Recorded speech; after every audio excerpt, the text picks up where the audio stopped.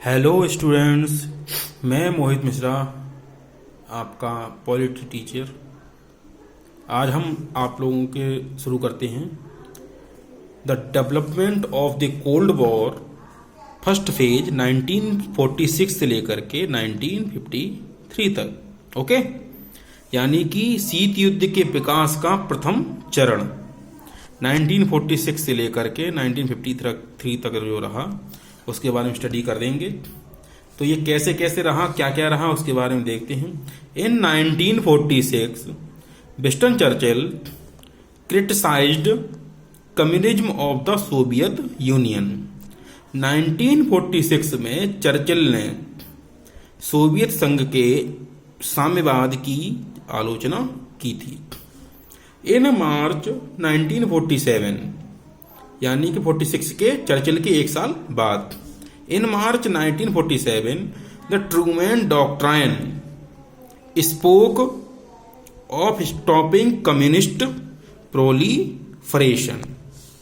1947 में ट्रूमैन सिद्धांत द्वारा साम्यवादी प्रसार को रोकने की बात कही गई। अब साम्यवादी प्रसार की विचारधारा का जो अगुवा देश था, जो डोमिनेटिंग कंट्री थी, वो थी रसिया, और इसके अपोजिट में जो कैपिटलिस्ट जो थी पूंजीवादी विचारधारा, उसके जो मेन कंट्री थी उसको अमेरिका थी। तो अमेरिका और रसिया के बीच में जो कोल्ड वॉर चला, उसी के बारे में इस चैप्टर में स्टडी की गई है। तो हम स्टूडेंट्स आज स्टडी करते हैं, देखो, ट्रूमैन्स थ्योरी की। ट्रूमैन्स थ्योरी क्या है और इसके बारे में ये किसने दिया था, वो हम पढ़ते हैं। ट्रूमैन थ्योरी, ट्रूमैन सिद्धांत जो है, the Truman doctrine of American policy to prevent expansion of the Soviet Union during the Cold war.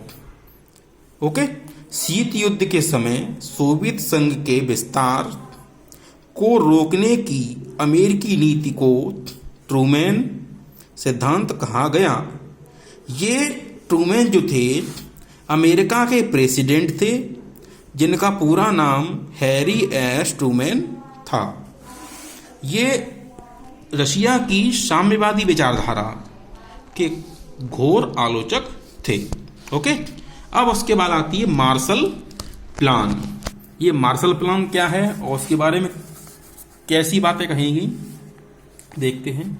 The Marshall plan propounded by the US on 23 April 1947 also fuelled of a feeling of mistrust in Soviet union. 23 अप्रैल 1947 को America द्वारा प्रतिपादित martial योजना ने भी Soviet संघ के मन में अविश्वास की भावना को बढ़ावा दिया। ओके, अब according to this plan a program to provide financial assistance of $12 billion to western European countries was accepted. इस योजना के अनुसार पश्चिमी यूरोपीय देशों को $12 अरब की आर्थिक सहायता देने का कार्यक्रम स्वीकार किया गया। Okay, in its main objective was to start the Marshall Plan in April 1948 by the US for its reconstruction of the economic condition of Europe and the countries of Western Europe, and it continued till 1952।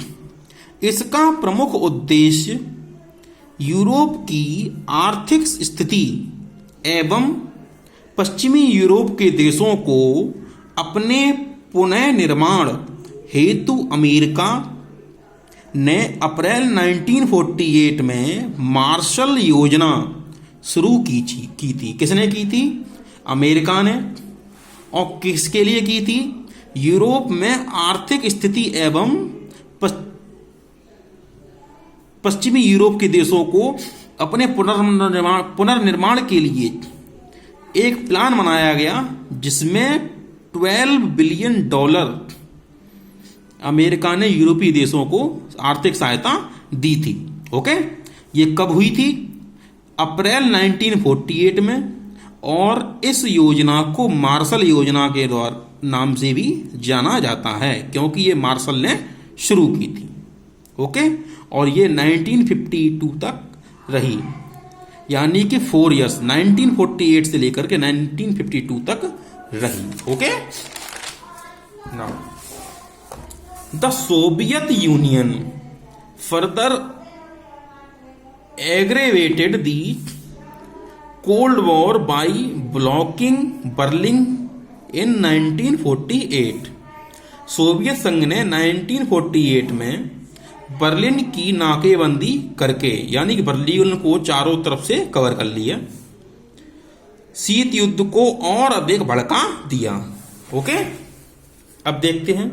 The partition of Germany also gave rise to a trend opposition in both the super powers. Germany के विभाजन ने भी दोनों महाशक्तियों, कौन कौन सी? America और Russia, में विरोध की स्वीकृति को जन्म दिया। ओके, यहां पर जो पूंजीवादी विचारधारा थी उसका अगुवा था अमेरिका, और जो साम्यवादी विचारधारा थी उसका था सोवियत संघ, मेन तरफ से Russian country. The US strongly opposed this and thwarted his intentions, and he also started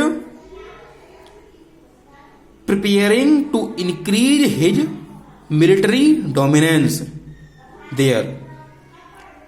America ने इसका सख्त विरोध करके उसके इरादों को नाकाम कर दिया और वहां अपना सैनिक वर्चस्व बढ़ाने की तैयारी में जुट गया। Okay, but the Marshall Plan and Soviet Union's diplomatic policy gave impetus to the Cold War between the Soviet Union and the America.